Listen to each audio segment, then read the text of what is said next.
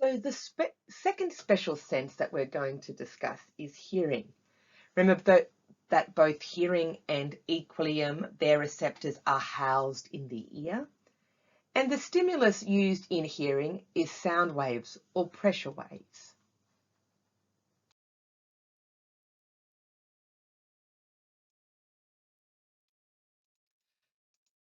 So there are three parts of the ear: the inner ear, the outer ear, and the middle ear. The outer and middle ear are involved with hearing. The inner ear functions in both hearing and equilibrium.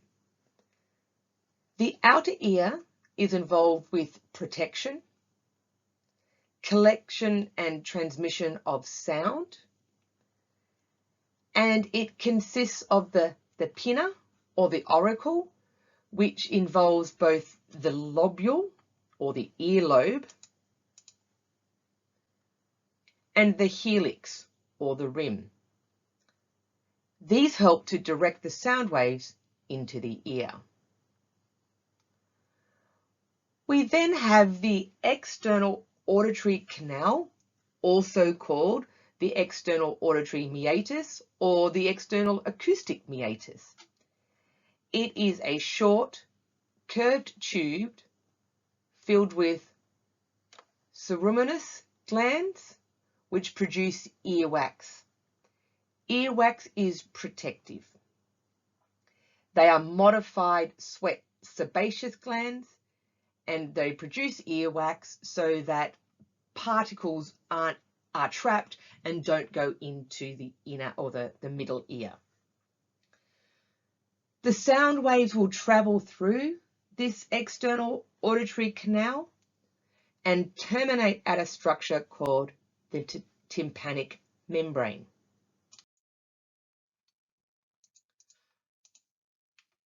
So the middle ear, which is sometimes called the tympanic cavity, is where we have the transformation into and the transmission of mechanical vibrations.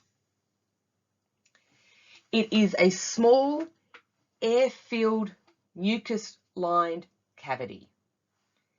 It is flanked laterally by the eardrum, or as we should be calling it, the tympanic membrane, and it's flanked medially by the round and oval windows. The tympanic membrane is considered to be part of the middle ear, but it's really the border between the outer ear and the middle ear. It is a thin connective tissue membrane that vibrates in response to sound. It transfers that sound energy to the middle ear ossicles. Now, the middle ear ossicles are these three tiny little bones called the malleus, the incus, and the stapes. We'll come back to those in just a minute.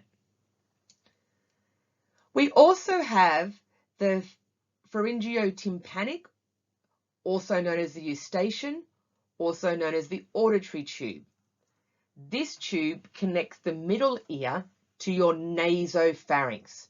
So part of your, the back of your nose leading into your, the back of your mouth. Normally it is closed, but we can open it to allow pressure to equalize in the middle ear cavity with the external air pressure. So if you've ever yawned or tried to pop your ears when you're driving or flying in a plane, this is what you're actually opening to equalize that pressure. So the tympanic cavity contains the three small bones or ear ossicles, the malleus, the incus, and the stapes. Their job is to transmit the vibratory motion of the eardrum to the oval window. The malleus, or hammer, is attached to the tympanic membrane. The incus, or the anvil, is in the middle and joins the malleus to the stapes. And the stapes, or the stirrup, is from the incus to the oval window. The oval window is the membrane opening into the bony labyrinth, or part of the inner ear. There are also two important muscles. There is the tensor tympani muscle and the stapedius muscle. These help to prevent damage. So how does this work? Well, vibrations in the tympanic membrane cause the ossicles to rock, which produces vibrations in the oval window. Those vibrations equal pressure or sound waves. We have a large amount of amplification occurring at this point. The tympanic membrane is about 22 times the size of the oval window. Therefore, a 1 micrometer movement at the tympanic membrane results in a 22 micrometer movement at the oval window. Amplification means that we can hear very faint sounds, but can produce a problem with loud sounds. We don't want too large a movement at the oval window, otherwise it will cause damage. To help overcome this, we have those two dampening muscles. First of all, the tensor tympani. This limits, when it contracts, it limits movement of the tympanic membrane. The stapedius, when it contracts, it limits the movement of the stapes. Both of these muscles activate reflexively in the presence of loud noises.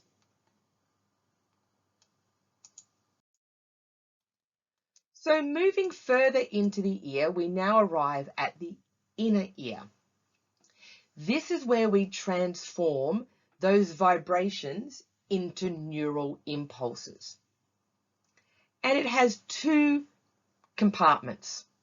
It has the bony labyrinth, which is a series of tortuous chambers worming their way through the temporal bone, so just behind your ear. It contains the vestibule, the cochlea, and the semicircular canals. It is filled with a substance called perilymph. The membranous labyrinth, on the other hand, is a series of membranous sacs that lie within the bony labyrinth. And these are filled with a fluid called endolymph. Let's look at these in a little bit more detail. The vestibule. The vestibule is a central egg-shaped cavity within the bony labyrinth. It is suspended in perilymph and is actually made up of two sacs, the saccule and the utricle. The saccule extends into the cochlea. You can see here the saccule is going to move into the cochlea. The utricle extends into the semicircular canals. We will come back to these later, but these sacs are where we house the equilibrium receptors, and they respond to gravity and changes in the position of the head.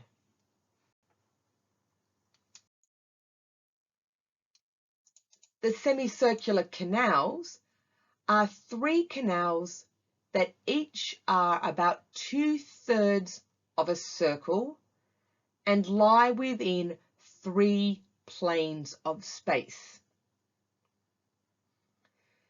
The membranous semicircular ducts line each canal and actually communicate with the utricle. We also have a structure called the ampulla, The ampulla is the swollen end of each canal, and it houses the equilibrium receptors in a region called the crista ampullaris. These receptors respond to angular head movements or rotation, and again we will return to these when we look at equilibrium.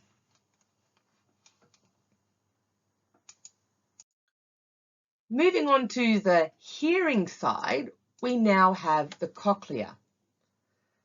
The cochlea is a spiral, conical, bony chamber that extends from the anterior of the vestibule.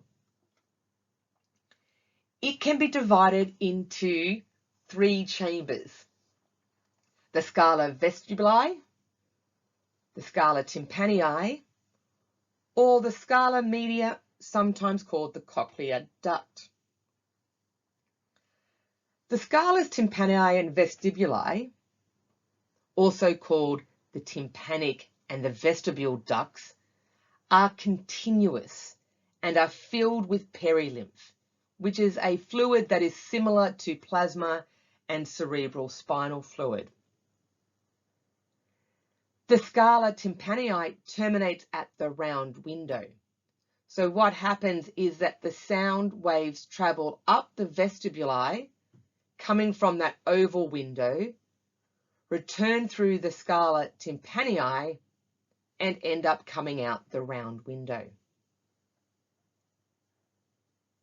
The cochlear duct, or the scala media, is filled with an endolymph, which is slightly different to the other two scalas, and it also contains the organ of Corti, or the spiral organ of Corti, which is our hearing receptor.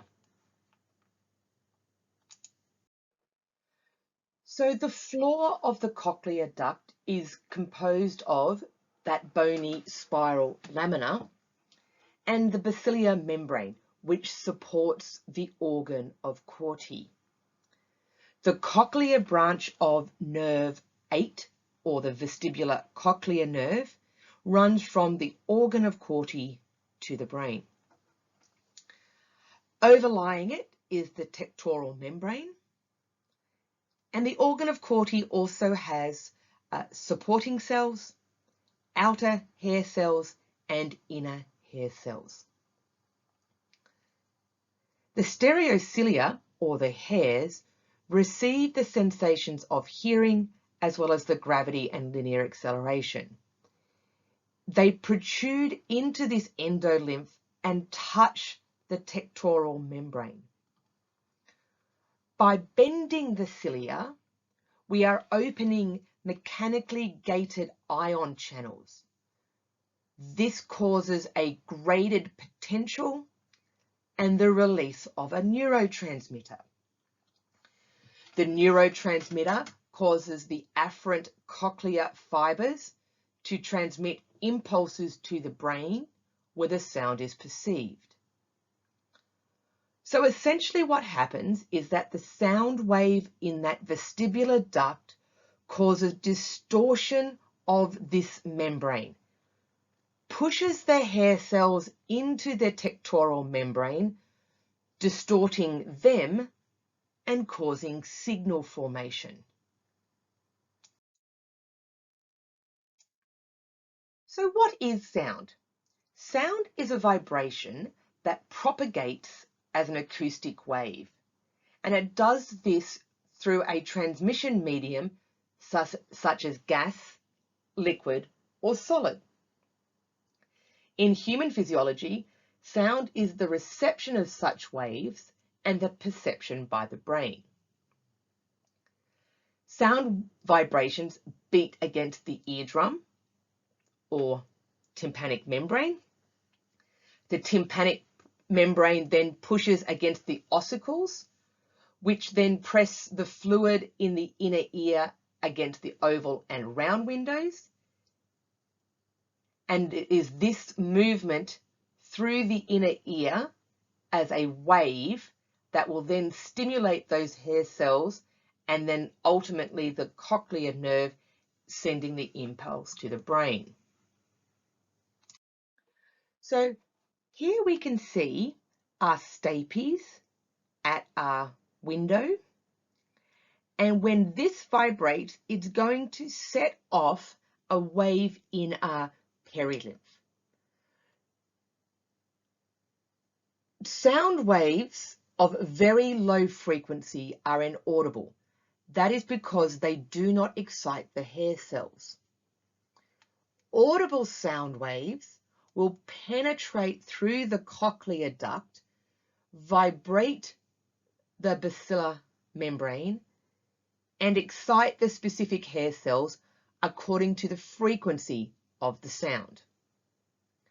High frequency sounds, such as in this top picture, displace the basilar membrane near the base. Medium frequency displace the basilar membrane near the middle, and low frequency displace the basilar membrane near the apex.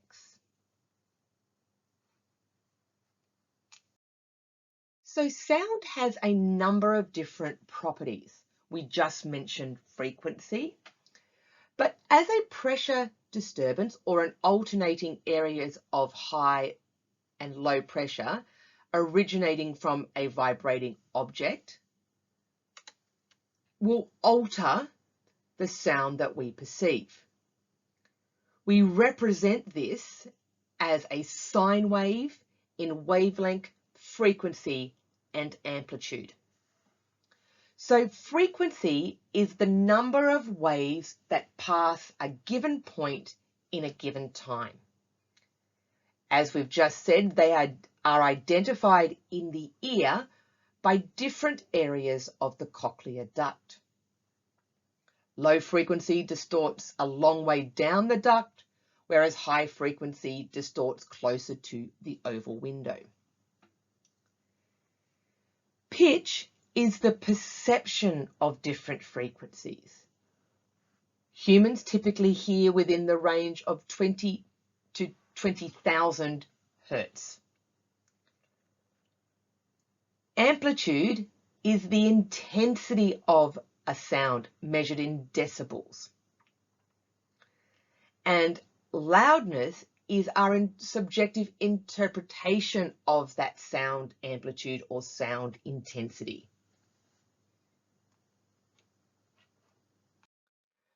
So the route of the sound follows this pathway. The pinna, the auditory canal or the external auditory meatus, the tympanic membrane, into the middle ear with the malleus, incus and stapes, through to the oval window, and then via the scales vestibuli and tympanii to the cochlear duct, where we stimulate the organ of Corti and we have the generation of the impulses in the cochlear nerve.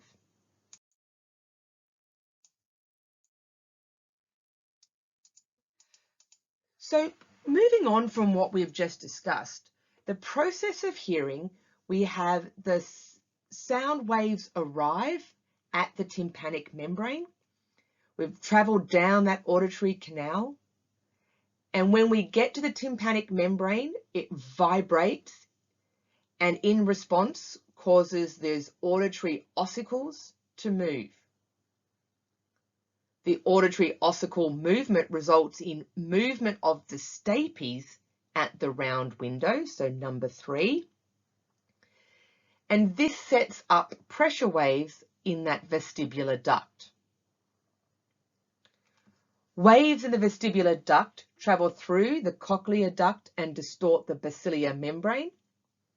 And remember, the location of distortion is dependent on frequency. The amount of distortion will alter the volume. The distortion of the basilar membrane causes distortion of the hair cell cilia against that tectoral membrane. And the information is then relayed based on the frequency or position of distortion and amount or intensity relayed to the auditory cortex by the cochlear branch of the vestibular cochlear nerve.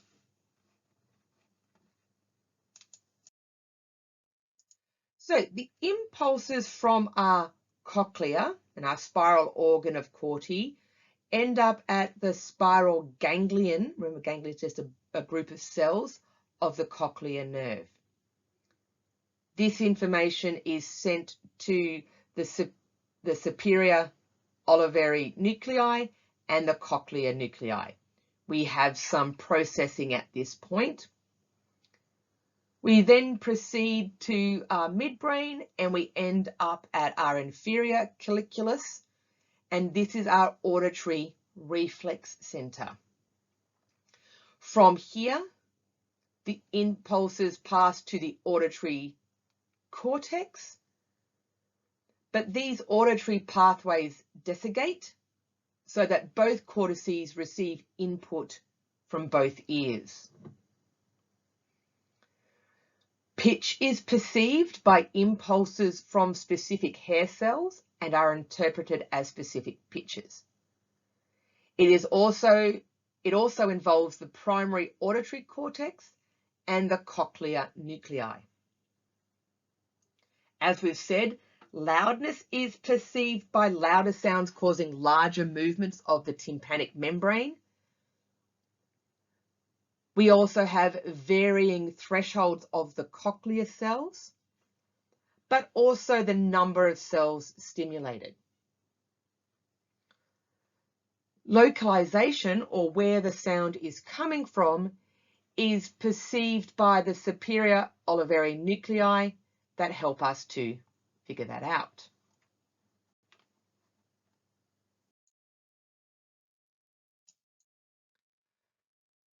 So we can have a couple of different types of deafness. The first one is called conduction deafness, and this is when something hampers the sound conduction to the fluid of the inner ear. For example, you could have impacted earwax, a perforated eardrum, something called otosclerosis of the ossicles. I actually have otosclerosis, and it is an inherited disorder, which means that I got it from my dad. In this condition, an abnormal bone grows in the middle ear, and what happens then is that the ossicles are unable to vibrate in response to the sound waves. So we know from today's class that we must have our ossicles vibrate in order to pass the information into the fluid. The lack of vibration leads to hearing loss that will continue to worsen with time. Sensorineural deafness, on the other hand, results from damage to the neural structures at any point from the cochlear hair cells to the auditory cortical cells. You've probably heard of a cochlear implant, and what we're doing is bypassing the damaged cochlea and transmitting the information into the auditory cells. We can also have two other types of impact within our ears, or diseases within our ears. One is called tinnitus or tinnitus, and this is where you've got ringing or clicking sounds in the ear in the absence of auditory stimuli. If you've ever been to a really loud concert and you've come home, you'll find that your ears are ringing. Tinnitus is the ever-present sound of ringing in your ears. Meniere syndrome is a labyrinth disorder that affects the cochlea and the semicircular canals. So you actually get tinnitus, deafness, vertigo, so you feel dizzy, nausea, and vomiting.